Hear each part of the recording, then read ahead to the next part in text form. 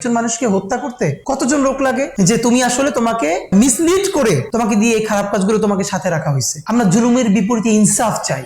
আমাদের লড়াইটার দুইটা খুব কমন জায়গা। আমরা প্রথমত দিল্লির আধিপত্যবাদ, দিল্লি সহ অন্য যে কোনো দেশের আধিপত্যবাদ, সেটা যদি কোনো মার্কিন আধিপত্য তৈরি হয়, পাকিস্তানি আধিপত্য তৈরি হয়, চায়নার হোক, কিন্তু যেহেতু আমরা পুরো দেশটা অলমোস্ট ভারত থেকে ঘেরা, সুতরাং এটা আমাদের ভূ রাজনৈতিক বাস্তবতা।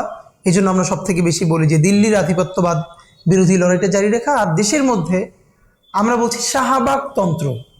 শাহবাগ তন্ত্র বলতে আমরা স্পেসিফিকলি খুব সংক্ষেপে যেটা বুঝাই সেটা হলো বিচার চাই না, ফাঁসি চাই।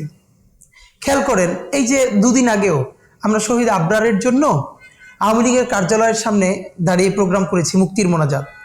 সেই দোয়ার মধ্যে আমরা আওয়ামী লীগের জন্যও দোয়া করেছি।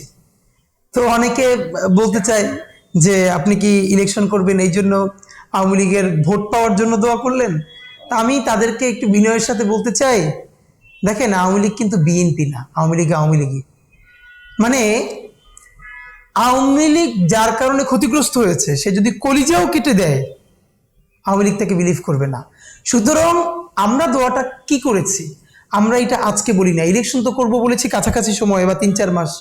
যেদিন থেকে অ্যাক্টিভিজম শুরু করেছি সেদিন থেকে বলছি, যেই আওয়ামী লীগ গণহত্যা করে নেয় তার নামে মিথ্যা মামলা দেওয়া যাবে না। দেখেন, জুলুমের বিপরীতে আর একটা জুলুম আমরা কোনোদিন করব না। আমরা জুলুমের বিপরীতে ইনসাফ চাই। তাহলে পার্থক্যটা কি হলো? আমরা তো ইনসাফের একটা বাংলাদেশ করতে চাই। এবার যে গণহত্যা করে নেয়, ধরেন আমরা এখনো 1000বার বলি, ফিলোসফিক্যালি আওয়ামী লীগ করা এটা কোনো ক্রাইম না, ক্রিমিনাল অফেন্স না, আপনি করতে পারেন। কিন্তু যখন আপনি কাউকে গুম করবেন, খুন করবেন, হত্যা করবেন, ধর্ষণ করবেন, টাকা পাচার করবেন, এগুলো হলো ক্রাইম। সমর্থন করে যাবেন, আপনি ন্যারেটিভ উৎপাদন করবেন। এখন একজন লোক ফিলোসফিক্যালি আওয়ামী লীগ করে, এখন এই জন্য তো তার নামে গণহত্যার। এখন দুটো ব্যাপার হচ্ছে, এটা তো বাংলাদেশে যারা মামলা বাণিজ্য করেছে, ধরেন আমি বলি একজন মানুষকে হত্যা করতে কতজন লোক লাগে, স্পষ্ট যেখানে দেখা গেছে এই পুলিশ শুট করেছে, সেইখানে আপনি আরো 100 জন আওয়ামী লীগের নাম দিয়ে যখন মামলাটা করছেন, পুরো এবং অজ্ঞাতনামা সহ আসামি দাঁড়াচ্ছে 500। আপনি আমারে বলেন তো, কোনো দিন এই মামলা কি টিকে থাকবে? না, থাকবে না। একজন মানুষকে হত্যা করতে 500 আসামি লাগে না, বরং কি হবে, মিথ্যা মামলা হিসেবে পরে খারিজ হয়ে যাবে। কিন্তু যেটা হবে, এই যে এর মানে কি, যার সন্তান শহীদ হলো সে কি শহীদ হয় নাই? সে কি মারা যায় নাই? সে তো মারা গেল, কিন্তু তাহলে মামলা মিথ্যা হয়ে যাবে কেন? এই যে আপনি নিজে টাকা পয়সা কামাই করবার জন্য আপনি আপনার শত্রুদের নাম ঢুকিয়ে দিলেন।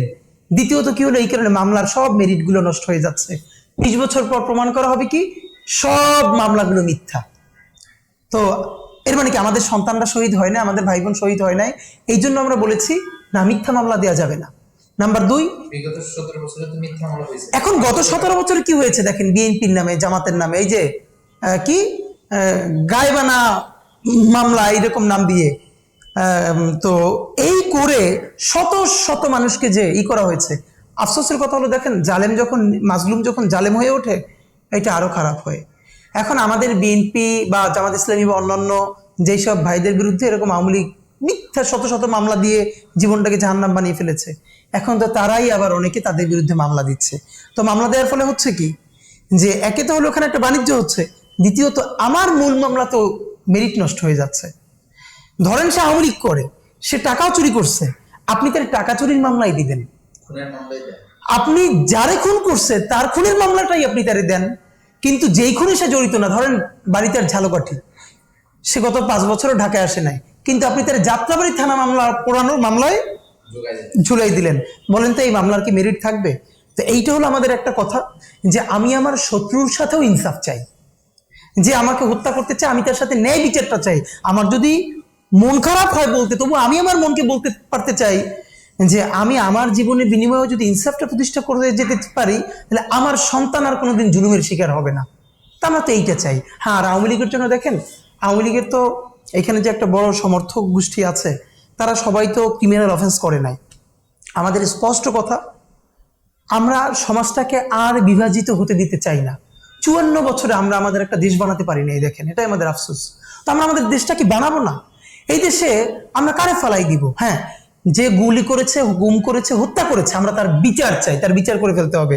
এবার আওয়ামী লীগের যতগুলো গণহত্যাকারী আছে সবাই যদি আপনি বিচার করে ফেলতে পারেন, তারপর সুষ্ঠুভাবে, তারপরে বলেন তো যে এই বিচার প্রক্রিয়ার মধ্যে নাই, এর মানে কি? সে তো গণহত্যা করে নাই, তাহলে তার সাথে আমরা একটা রিকনসিলিয়েশনে যাব যে ভাই তুমি তওবা করো, যে তুমি আসলে তোমাকে মিসলিড করে তোমাকে দিয়ে এই খারাপ কাজগুলো তোমাকে সাথে রাখা হয়েছে। পৃথিবীর অনেক দেশে রিকনসিলিয়েশন হয়েছে, তবে সেই রিকনসিলিয়েশনের পূর্ব শর্ত হলো বিচার। আমরা যদি বিচারটাকে ভালোভাবে করে ফেলতে পারি, তাহলে আমি অবশ্যই বলবো যে এই আওয়ামী লীগ হত্যা করে নাই বা ক্রিমিনাল অফেন্স করে নাই, তাকেও আমরা রাষ্ট্র গঠন প্রক্রিয়ায় স্পেস দিতে চাই। না দেওয়ার তো উপায়ও নেই। হ্যাঁ, আর না দেওয়ার তো, আর ধরেন আমি দিলাম না, তা এই মানুষগুলো কি করবেন আপনি? আমি তো রাষ্ট্র গঠন প্রক্রিয়ায় আমি আমার শত্রুকেও, যেমন আমি এটা গতকালকে একটা শোতে বলেছি যে গণহত্যাকারী এবং এখন গ্রেপ্তার আছে, তারা যদি বিচার হয়ে যায়, ধরেন কি বিচার হলো, যাবজ্জীবন অথবা 14 বছর, রাইট? সে 14 বছর জেল খেটে যদি বের হয়, তারপর তারও আমি রাষ্ট্র গঠন প্রক্রিয়ায় নিতে চাই, কিন্তু শর্ত হলো বিচারের আগে কোনো কথা না, সবার আগে বিচার চাই।